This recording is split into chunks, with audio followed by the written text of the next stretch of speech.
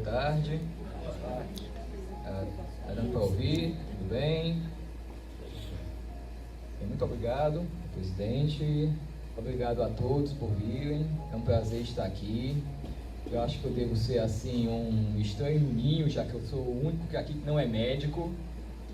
Mas eu elaborei uma curta conferência para falar sobre um tema que eu acho que vai interessar a todos vocês, que não só como médicos, mas como as pessoas amantes do conhecimento humano. Uma vez eu ouvi uma coisa muito sábia, que eu queria muito saber quem falou. Eu acho que foi alguém aqui da academia, que foi falando para médicos: se você conhece apenas medicina, você não conhece nem medicina. Eu acredito que foi alguém aqui que falou. É uma pena que eu não consegui assim lembrar o nome dele. Uma coisa muito... Salazar. Ah, foi esse? Abel Salazar. Abel Salazar, pronto. Se eu estiver aqui, gostaria de parabenizá-lo, que foi uma ótima influência para mim. Nós vamos falar hoje de obras literárias, mas que são indiretamente ligadas à medicina. Vocês, eu acho que vão gostar bastante dessa pequena apresentação que eu fiz. Estudos sobre a mortalidade, de Gilgamesh ao admirável novo mundo. Eu gosto de dizer que toda palestra que eu dou é como se fosse uma viagem mesmo. Diferente que alguns alunos meus lá da graduação falam: professor, isso é viagem na maionese. Não é esse tipo de viagem, gente. É porque nós vamos mesmo viajar durante 4, 5 mil anos de história da humanidade, começando por Gilgamesh até uma obra relevante do século XX, ou seja, o admirável mundo novo. Então, sem mais delongas, vamos começar. Eu espero que vocês tenham uma boa tarde. Vamos aqui. O presidente já me apresentou, mas só falar um pouquinho mais aqui sobre mim, que eu sou professor na FRT, Faculdade Rodolfo Teófilo. Também sou professor do Instituto de Cultura Italiana. Temos um grupo de latim, um grupo para estudar as obras de Dante. Eu vou falar mais detalhes ao final da apresentação. Eu ensino também na Faculdade Católica de Fortaleza e sou professor autônomo. Eu nem gosto muito de falar professor autônomo, gosto de falar que eu sou um tutor, que é como eu chamo aos meus tutores. Eu sou um tutor e leciono idiomas antigos e modernos. Eu acho que os idiomas antigos têm muito a nos ensinar, embora muita gente ache o contrário. Ache que latim, grego, sânscrito sejam idiomas sem importância, idiomas mortos. Essa aqui é uma foto até que eu gosto muito, que foi tirada no cemitério de La Recoleta, em Buenos Aires. Eu estou diante da tumba de um grande poeta argentino, José Hernández, autor do Martim Fierro. Um dia, quem sabe, eu faço também uma conferência a vocês sobre essa grande obra. Meus sonhos é poder cantar essa obra, que nem eles fazem lá, os gaúchos mesmo. Agora, esta aqui talvez seja uma das primeiras referências literárias da humanidade. O Sumério e o Acádio. Eles eram escritos dessa forma, através da escrita cuneiforme. É uma escrita extremamente complexa. Eu estudo o Acádio há 2 anos já e ainda não comecei a ver a escrita cuneiforme. Tenho assim só algumas noções básicas, mas é de uma complexidade interessantíssima. Foi uma das primeiras vezes que o homem realmente colocou os seus conhecimentos em papel, foi através da escrita cuneiforme. Essa aqui não é nenhuma obra literária, não. Isso aqui é um contrato.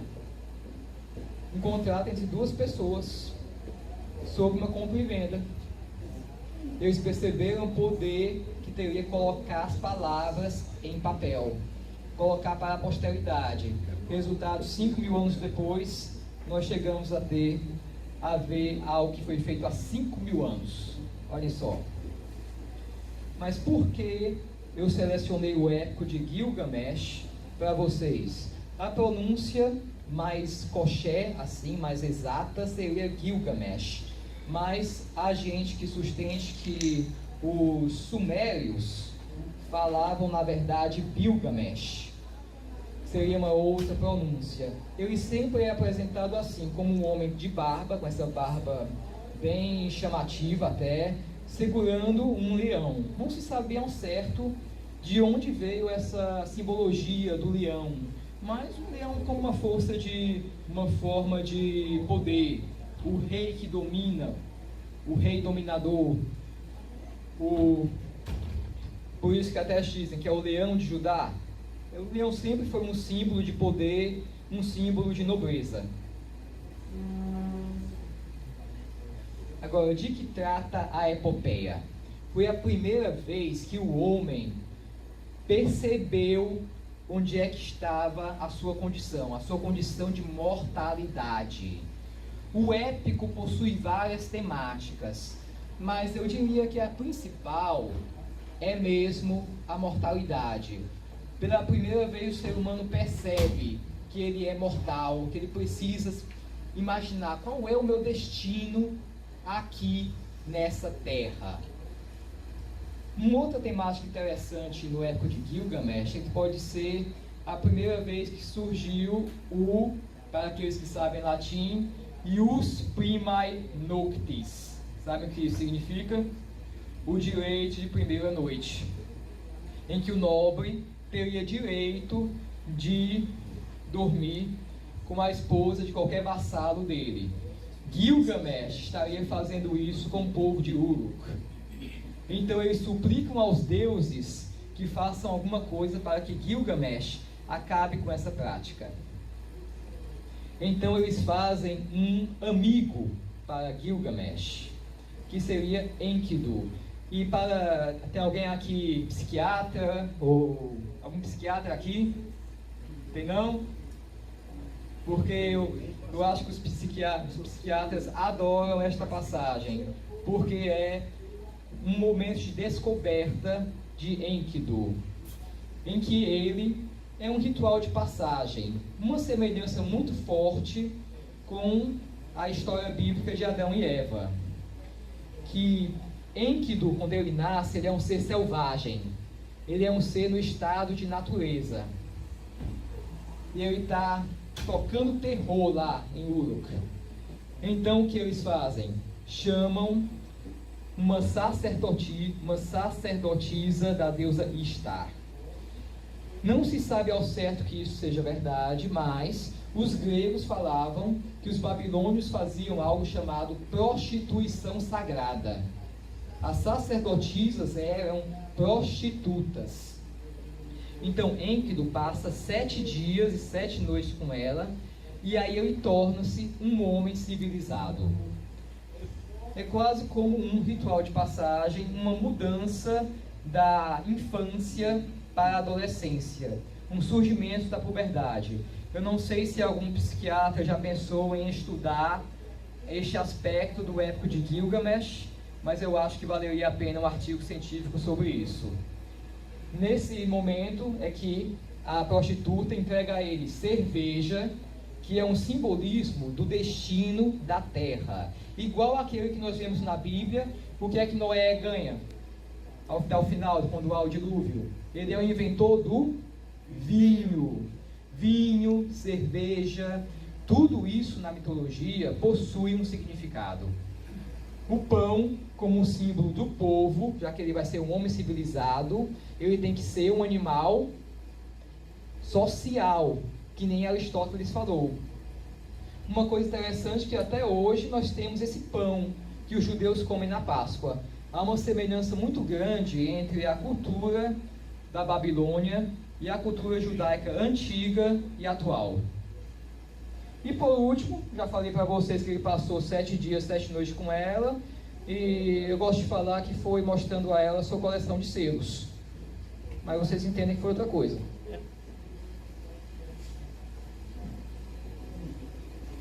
Este aqui é outro episódio famoso do épico. Uma deusa, a deusa da fertilidade, Ishtar, pede a mão de Gilgamesh. Na época as mulheres acho que podiam pedir a mão para casar-se com ela. Mas Gilgamesh diz não. Ele sabe que todos os amantes de Ishtar acabaram mal. Ou então ele estava mais interessado era no Enkidu, não sei. Aí ela manda esse touro celestial contra Gilgamesh. Gilgamesh e Enkidu o matam. A simbologia que existe aqui é o touro como uma seca forte assolando o povo. Como vocês sabem, na Mesopotâmia havia necessidade das cheias para poder fertilizar aquela região. Especula-se que essa seja a simbologia do touro. Este aqui é outro episódio muito conhecido, talvez a primeira referência clássica que nós temos sobre prisioneiros de guerra. Porque Gilgamesh e Enkidu encontram este homem. Algumas versões ele é um homem, outras versões ele é um demônio mesmo.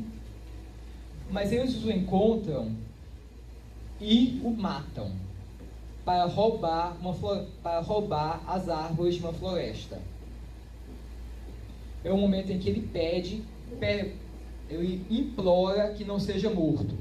Mas Enkidu convence Gilgamesh a matá-lo. Ele é decapitado e exibem a cabeça dele no templo dos deuses. Mas os deuses não gostam muito. E é nesse momento que os deuses ordenam que Enkidu morra. É aqui que começa a parte principal do épico. Uma jornada de Gilgamesh em busca de conhecer o sentido da vida, em busca de conhecer o porquê da mortalidade do ser humano. Especialmente no caso dele, que ele o épico próprio menciona isso, 1/3 humano, 2/3 divino. Então ele se pergunta, se o ser humano é este ser tão fantástico, se conseguiu criar uma civilização como a minha, por que o nosso fardo é morrer? Por quê? Ele vai ver o único homem a quem os deuses concederam o dom da imortalidade. Na versão suméria é conhecido como Utnapishtim, na versão babilônia Utnashtim. Ele foi o único homem a quem os deuses concederam a imortalidade. Mas quando ele chega, ele tem que fazer uma série de provas e ele não passa em nenhuma. É nesse momento que ele percebe que há um motivo pelo qual os deuses colocaram que o ser humano fosse mortal, porque ele não consegue passar em nenhuma prova. E aí eu entendo que os deuses não querem isso para vocês. Ele acaba aceitando, é um momento assim quase de cartaz de Gilgamesh, aceitar a morte de Enkidu. Na versão suméria nós temos um diálogo entre Enkidu e Gilgamesh no inferno. Gilgamesh consegue ir até o mundo inferior e conversar com Enkidu. Esta aqui é uma obra que, tristemente para todos nós, não foi traduzida para o português. Mas há uma interpretação muito boa que se pode fazer, até pelo ponto de vista médico dela, em relação ao que Freud falou sobre Eros e Thanatos. Vocês sabem, os dois meios que fazem o que os homens são assim pela morte e pelo amor. Então esta é a deusa da fertilidade, Ishtar. Mais uma vez, como eu já falei com Gilgamesh, o amante dela é morto. Então ele vai até o mundo inferior. Ela quer que os deuses o ressuscitem. Então ela vai até o mundo inferior, vai falar com os deuses, mas a cada nível do mundo subterrâneo, ela é obrigada a deixar uma parte da roupa dela. Eu gosto de brincar às vezes que é a primeira striptease da história. Pode ser. Pode ser, né? Mas há uma simbologia nisso. Porque ao final, que ela não pode tirar mais nada, ela é morta. O que acontece então quando se mata a deusa da fertilidade? A terra fica oca. Ninguém mais nasce, não tem mais planta, não tem mais nada. Então os deuses a ressuscitam. É um dos primeiros casos em que nós vemos na mitologia isso de um Deus que morre e ressuscita. Memento mori. Já devem ter ouvido talvez esta frase em latim. Ela é usada pela Igreja Católica hoje, mas a sua origem é bem diferente. Não tem esse contexto religioso, mas eu diria que um contexto mais filosófico. Quando havia um triunfo de um general romano, ele era conduzido nesse carro, aclamado pela população, mas havia sempre o quê?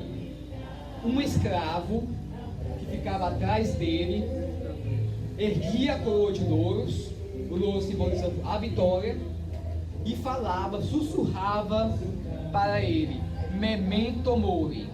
A tradução lá em português seria mais complicada. Eu diria algo como, lembra-te de que é mortal. Que não é uma tradução literal, eu estou adaptando aqui para vocês. Mas é para que o general percebesse que por maior que fosse a sua glória naquele momento, ele tinha que lembrar que um dia a morte ia chegar.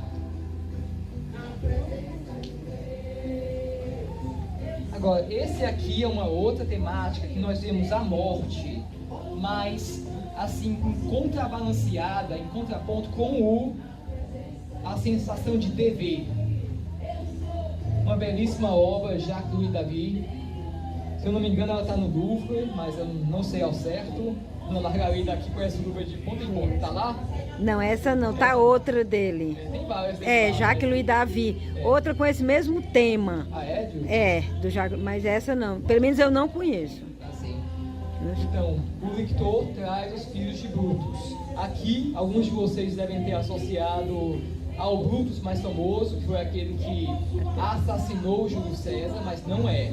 Estamos falando de Brutus, o primeiro cônsul de Roma, fundador da República Romana. E quando ele percebeu que os próprios filhos estavam conspirando contra a República e desejavam a volta da monarquia, ele não hesitou e matou os próprios filhos. Podem ver aqui ele está com as feições assim quase que neutras, porque ele não sabe o que fazer. De um lado tem a família, de outro tem o dever com a República Romana. Ele não teve escolha. Aí vem o lictor, que é uma espécie de funcionário público da Roma antiga, que traz o corpo de seus filhos. Agora a gente está saindo um pouquinho de Roma. Vamos começar só mais uma aqui. Carpe diem. Quem já ouviu falar nisso? Todo mundo. A tradução dele é quase como carpe take, em inglês, pegue o dia, algo assim. Mas a tradução melhor, uma adaptação, seria aproveitar o dia. Esta é uma frase do escritor Horácio, em que ele fala, carpe diem, quam minimum credula postero.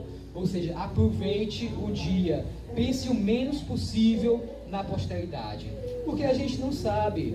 Ninguém sabe o dia da manhã. Eu gosto de pensar que eu vou estar vivo amanhã, claro, né? Todo mundo aqui gosta de pensar isso.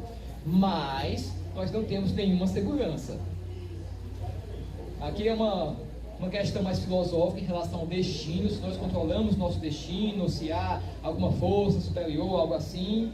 Não vamos entrar muito nesse mérito, né?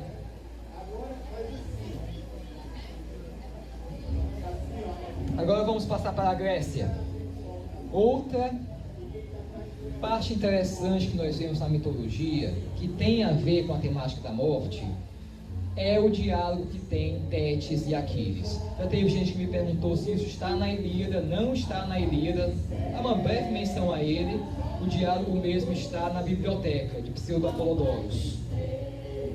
É o momento em que ela, a Tétis, mãe do herói Aquiles, em que Tétis, a mãe do herói grego Aquiles, fala para ele: você tem duas opções na vida. Ou você vai para a guerra de Troia e morre e fica famoso, todos vão conhecer o seu nome durante milhares de anos. Só a nossa última geração que não sabe quem foram os clássicos, viu? Durante 5.000 anos todo mundo soube. Não, é um exagero, né, claro. Mas ela diz: ou você vai para a guerra e morre cedo, ou você não vai, você tem filhos, tem netos, vai reinar durante muitos anos, morrer, mas ninguém vai lembrar teu nome. O que é que ele escolheu? Olha, é o ideal grego. Ele escolheu ir para a guerra, morrer jovem, mas morrer com glória, e que todos os gregos soubessem o seu nome. Era a ética da época.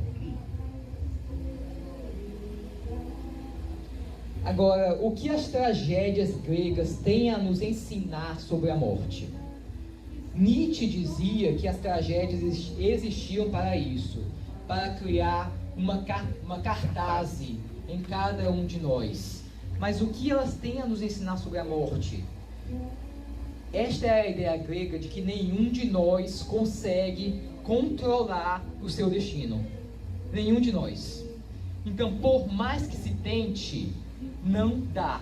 Olhem só a peça que eu selecionei, Édipo Rei.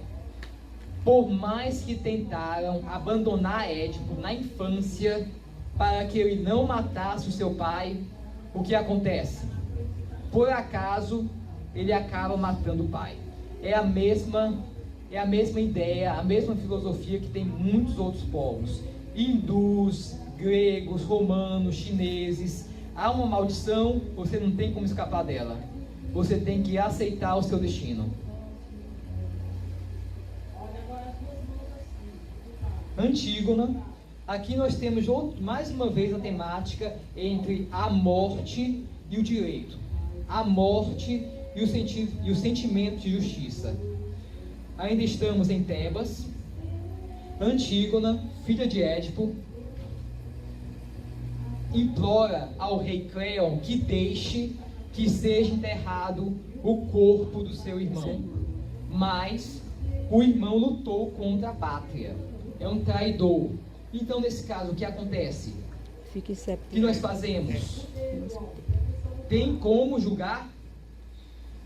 Infelizmente aqui, Cleon não aceita. Não aceita, foi um traidor. Mas aí ela contra-argumenta. Mas há leis que são divinas. Há leis que não precisam estar escritas. E o meu sentimento de família está além da sua ética aqui para Tebas. Não me importa que haja uma lei dizendo que eu não posso enterrar meu irmão porque ele foi um traidor da pátria. Beowulf. Alguém já ouviu falar nisso? Eu acho que toda vez que eu falo em Beowulf eu fico revoltado. Por quê? Porque Beowulf foi traduzido, mas nada de literatura anglo-saxã foi traduzida até hoje. Bem, quase nada, porque eu traduzi A Morte de William Conquistador para a publicação da Faculdade Católica.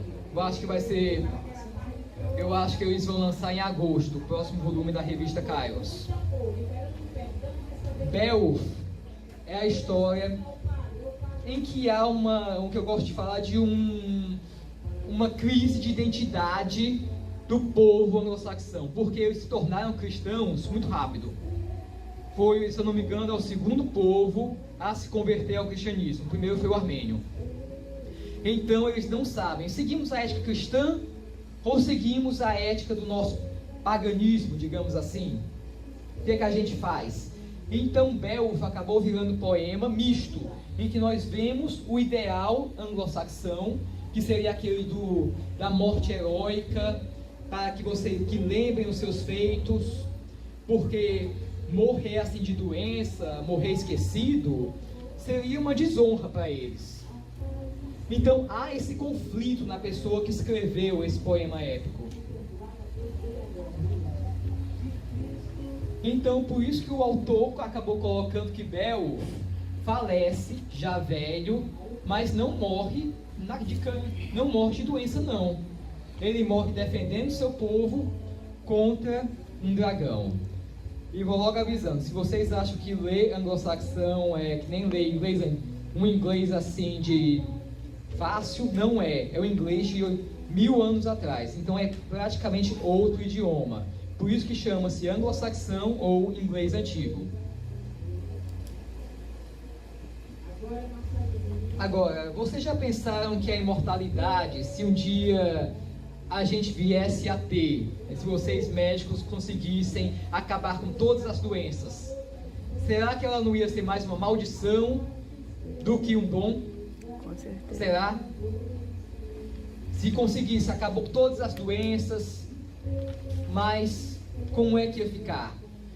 Podem perceber que eu vou mostrar 3 exemplos aqui em que os deuses acabam nos amaldiçoando com aquilo que Gilgamesh buscava.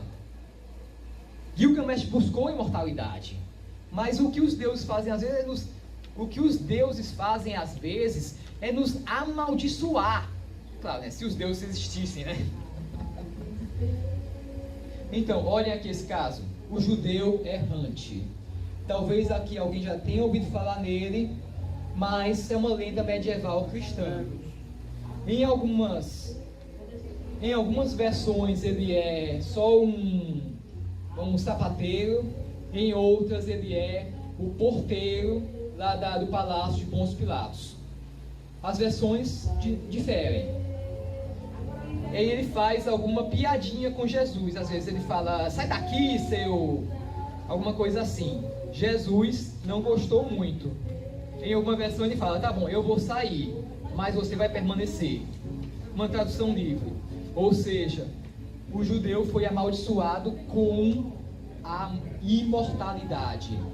E também com não receber hospitalidade de ninguém. E para os antigos, a hospitalidade era um dever sagrado. Outro exemplo em que a imortalidade é dada como maldição é o que ficou conhecido como o navio, o holandês voador.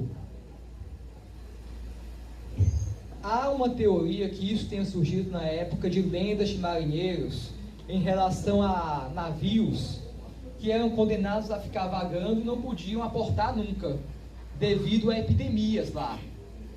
Aí então começou a surgir a crença de que havia mesmo um navio fantasma, com esse nome, chamado de o holandês voador. Mas o que houve aqui? O capitão, um dia, falou, se eu não conseguir atravessar esse estreito até o final da noite, que eu seja condenado pela eternidade. O diabo ouviu isso e pensou, tá bom, se é isso, tudo bem. Então ele é condenado a vagar os 7 mares por toda a eternidade. Essa temática foi mais tarde abordada pelo compositor Wagner e há uma belíssima ópera baseada nela, em que o holandês voador vai receber a redenção através de uma mulher. Mas eu não vou dar spoiler não.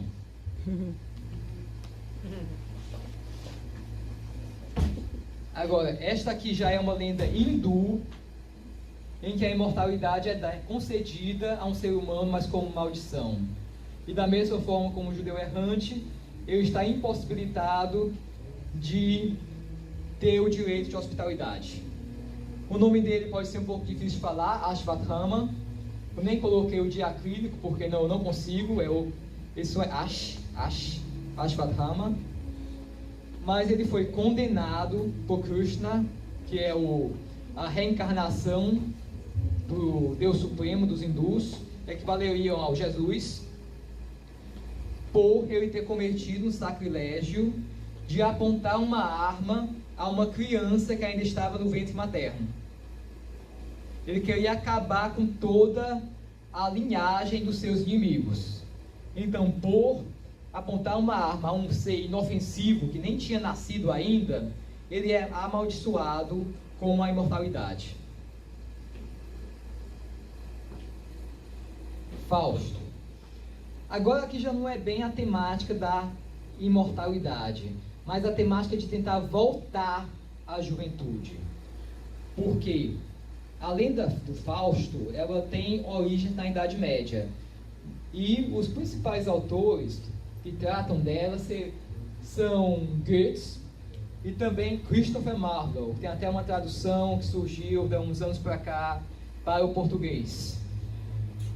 Fausto chega um momento em que ele exprime, na verdade, toda aquela ansiedade do homem da Idade Média, porque é uma lenda medieval, em que ele não sabe mais o que fazer na vida. Ele já atingiu todo o conhecimento da época. Eu acho que alguns de vocês já devem ter falado para si mesmo: Haben nun nicht Juristerei und Medizin mit Heiß über mich studiert. Peraí, eu me enganei aqui, desculpem. Haben nun nach Juristerei und Medizin mit Heiß über mich studiert. O que ele diz aqui? Que ele estudou todas as ciências da época: o direito, a teologia e a medicina. E mesmo assim, ele fala das wir nicht wissen können, que não podemos saber nada. Então, para conseguir esse conhecimento além, Fausto faz o pacto macabro dele com Mefistófeles.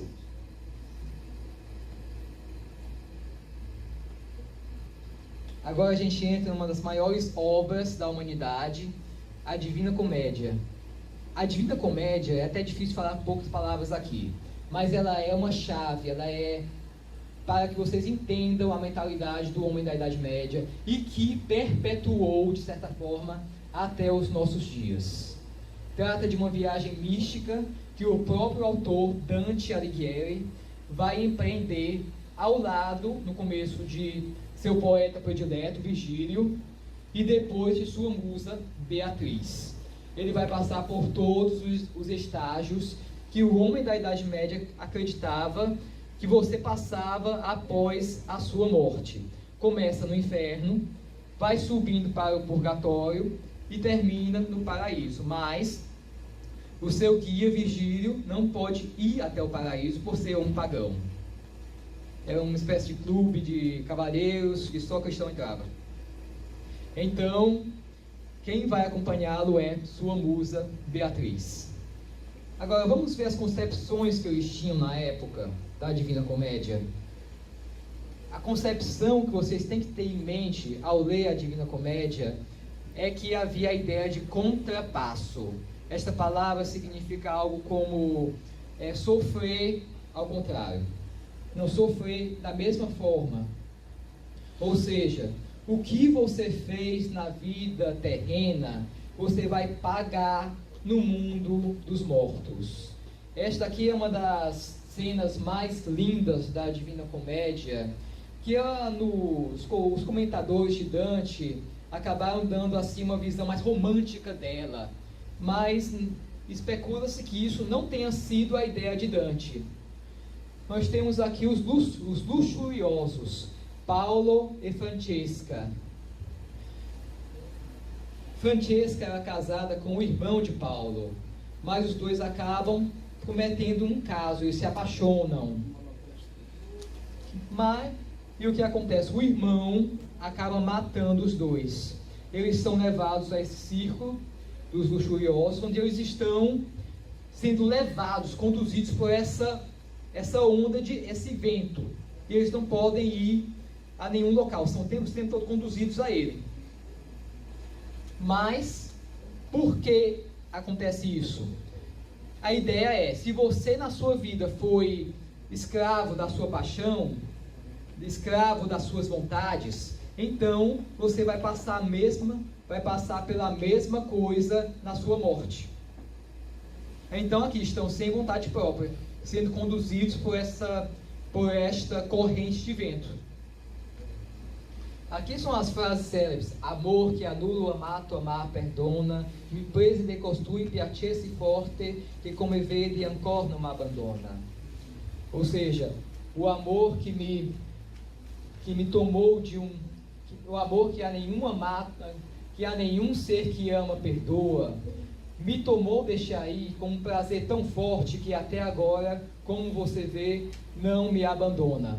É um pouco a ideia de Romeu e Julieta, Tristão e Isolda, dos dois amantes que não podem ser felizes em vida, acabam tendo que ser felizes na morte, digamos assim, ficarem juntos na morte. Então eles estão juntos por toda a eternidade. Mas a visão de Dante seria mais moral, foi adultério. Então não pode relativizar. Embora hoje a gente fosse relativizar, um divórcio resolver isso aqui, né? Essa aqui também é uma das passagens mais intrigantes da comédia, na verdade. Tem 5 minutos. Eita, só! É uma das passagens mais intrigantes da comédia, que é o tutor de Dante, que ele mesmo colocou no inferno. Brunetto Latini. Eu está no círculo dos sodomitas, que especula-se que ele haveria sido um homossexual. Mas é uma das passagens mais bonitas de Dante, porque você vê um belo diálogo entre tutor e discípulo.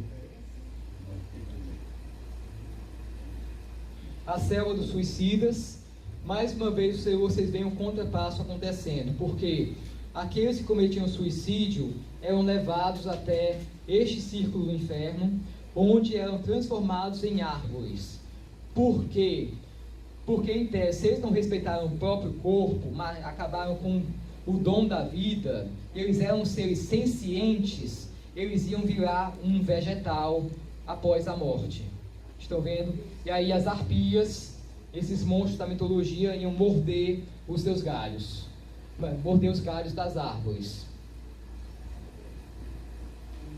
Agora a gente chega realmente no Admirável Novo Mundo. E aqui é uma das maiores obras da humanidade. Talvez uma das maiores, maior romance distópico que já existiu. O que é a distopia? É o contrário da utopia. Porque o que pensava-se que seria uma sociedade perfeita, acabou virando uma sociedade falida. Vou mostrar a vocês por quê. Nascer no Admirável Novo Mundo. Não havia mais famílias. As famílias tinham acabado. Vocês todos nasciam em um laboratório. E lá você era condicionado a se comportar de alguma forma. A sociedade, pode ser que Huxley tenha se baseado na estrutura de castas dos hindus. Então havia os alfa, beta, gama, delta e epsilon. Cada um, à medida que você sobe, estão os mais inteligentes, aqueles que possuem carreiras de liderança, até chegar no epsilon. O epsilon seria aqueles que fazem os trabalhos braçais, dos esgotos, por exemplo. Aqui surgiu então uma sociedade de casta em que ninguém vai questionar nada, todo mundo vai fazer o trabalho que foi criado, foi condicionado desde a sua infância, naquela incubação, a fazer. Então não havia nenhuma possibilidade de mudança social. Não havia. E havia toda uma libertinagem, porque o sexo foi completamente liberado. Era até incentivado, as pessoas eram incentivadas a ir a orgias. E também o uso de drogas. Havia uma droga chamada soma, que Huxley também se baseou na soma, que é uma bebida fortificante dos hindus. Então, uma sociedade hedonista completa. Mas eu não diria que foi uma sociedade feliz. Embora a tradução em espanhol de Admirável Novo Mundo é um mundo feliz. Olhem só, e eles fazem esse símbolo assim. Às vezes é um T, às vezes um F. O F dizem que tem a ver com Freud, que foi quem desvendou assim, a sexualidade humana, ou com Ford, que foi o do capitalismo. Não se sabe ao certo. E eles todos se vestem iguais. Podem ver o que está de amarelo é um alfa, os outros são beta. Mas agora, esses aqui são os epsilon, que são todos assim, todos iguais, e que tem esse trabalho braçal. No filme mostra trabalhando em esgotos. e esse aqui ao lado é o Selvagem. Ele é conhecido como John o Selvagem, porque ele foi criado numa reserva indígena, uma sociedade de hoje. Então, quando ele vai ao admirável novo mundo, ele toma um susto de como as coisas são, e ele percebe o quanto a sociedade, na verdade, é decadente. Como acabou com essa ideia de se perguntar sobre o sentido da vida. Era muito simples, você nascia, você vivia com o maior prazer possível, com a maior hedonismo possível, e depois o que acontecia? Você morria. E aqui nós temos o Selvagem ao lado da mãe, mas ela está sorrindo, porque as pessoas morriam, as doenças, não havia doenças, as pessoas morriam aos 90, 100 anos, só tomavam uma overdose de soma, entravam num sono profundo, e aí a vida acabava. Mas será que essa sociedade é boa? Será que uma sociedade assim no futuro seria? Porque eu às vezes vejo o admirável novo mundo começar a surgir, às vezes. Uma notícia que eu ouço assim, eu olho, rapaz, se Huxley estivesse aqui, ele ia perceber alguma coisa. Olhem só, ele está sofrendo porque ele é alguém como qualquer um de nós, que sofre quando uma pessoa morre. Mas as pessoas não viam aquilo como nada demais. As crianças eram levadas nas salas de aula até os crematórios para apertar um botãozinho e cremar o cadáver. Este admirável novo mundo banalizou o nascer, o viver e agora o morrer. Gente, isso aqui é o que eu queria passar para vocês. Tive que dar uma apressada aqui ao final. Este aqui é o Instituto de Cultura Italiana de Fortaleza. Se vocês quiserem me encontrar lá, nós temos um grupo para discutir com mais detalhes, com mais tempo, a Divina Comédia. Eles se encontram uma vez ao mês e nós lemos um canto da Divina Comédia. Lemos, interpretamos, é bem divertido. Lá eu também ensino latim e estamos com a ideia de criar um grupo chamado Amigos da Ópera, que talvez já comece no próximo mês. Eu sou aprendiz de tenor, então, eu estudo ópera, música clássica há muitos anos. Eu espero criar um grupo assim por lá. Vocês também podem fazer meus cursos na Faculdade Católica, podem me encontrar lá. Eu tenho um curso de literatura mundial que vai desde os 5.000 anos, de um Gilgamesh com a literatura babilônia, até os dias de hoje. E também estamos vendo, quem sabe, colocar um grupo sobre a Divina Comédia lá também, mas ainda está em fase de negociação. Vocês ligam para eles, aqui tem um telefone, tem o site também, e aí vocês se informam. Meus contatos, vocês podem me achar no e-mail, andrebegurgel@gmail.com, o telefone 999247878, também é o WhatsApp. E eu espero que vocês tenham gostado, que não tenha sido muita informação. Tá? Muito obrigado, eu agradeço aqui a academia. E tenham uma boa noite. Perguntas? Vamos iniciar o debate. Alguma pergunta?